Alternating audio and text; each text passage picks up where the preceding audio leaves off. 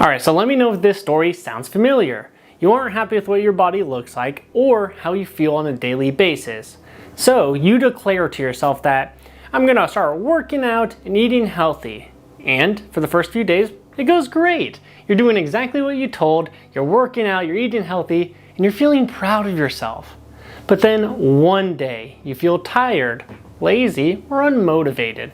So you tell yourself, oh, I've been doing a great job. I deserve one day off, only for that one day to turn into another and another, until you find yourself back into your old patterns and ruts of not working out, of not eating healthy. But now, you feel way worse than you originally did because no matter how badly you want that change, or how many times you tell yourself that you're gonna change, you never quite seem to get there. Now, this happens strictly because you're not in the habit of eating healthy and working out. It's literally that simple.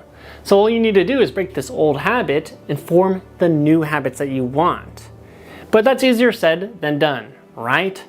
Well, for most people, but not you, because I'm about to hand you the 4 secrets that are gonna make you feel excited and passionate about working out and eating healthy. Now, the first tip to this is really just creating some sort of incentive or disincentive for you working out or not working out. So for example, imagine that if every time you told yourself that you were gonna work out and you didn't, $500 was deducted from your bank, it was pulled out automatically. Well, how often do you think you'd miss the gym? Probably never, right? And if you answered once, twice, or 3 times, or anything other than none, that means you're super loaded and you gotta increase that price, right? So basically what we wanna do is just create some sort of incentive that will help you stay motivated. And again, you're gonna know yourself better than anyone else and you'll know what motivates you. However, I will say after helping 200 people get in the best shape of their life and using this strategy, taking money away seems to be the strongest motivator time and time again. I've had students choose weak incentives and they get weak results. I've had other clients say, Adam, I'm literally gonna pay you $1,000 if I miss a single workout. And guess what? They never missed it.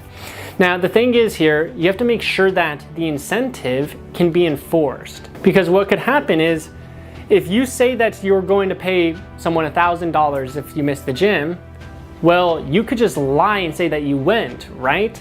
And so you wanna create the incentive in a way where it's bulletproof, that you can't lie about it.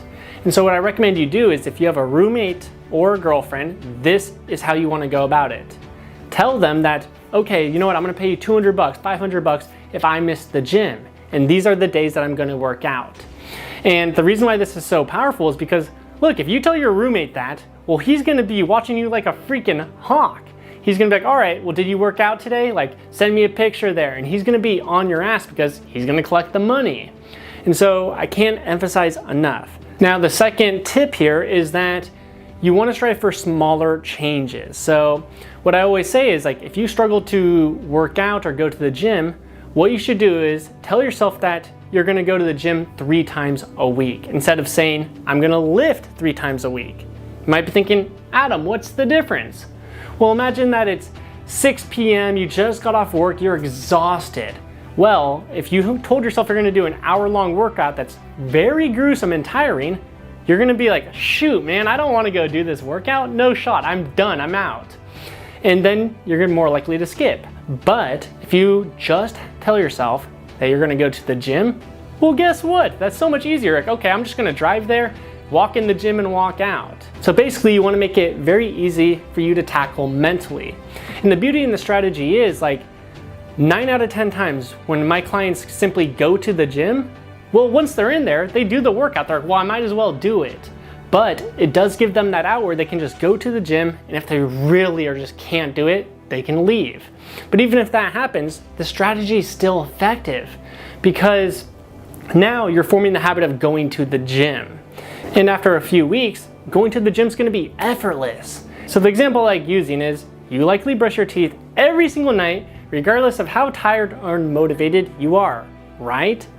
Well, if you apply this strategy, it's gonna be as easy for you to go to the gym as it is for you to brush your teeth. And once you're in the habit of going to your gym, well, guess what? You're naturally just gonna start lifting more.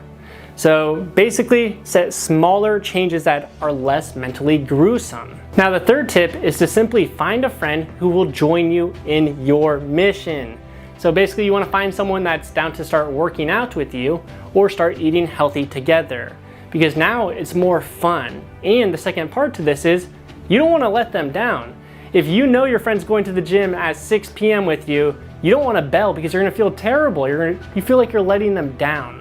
So basically just find someone that will join you on your mission to work out or to eat healthy, and you're in this together and start seeing the change together.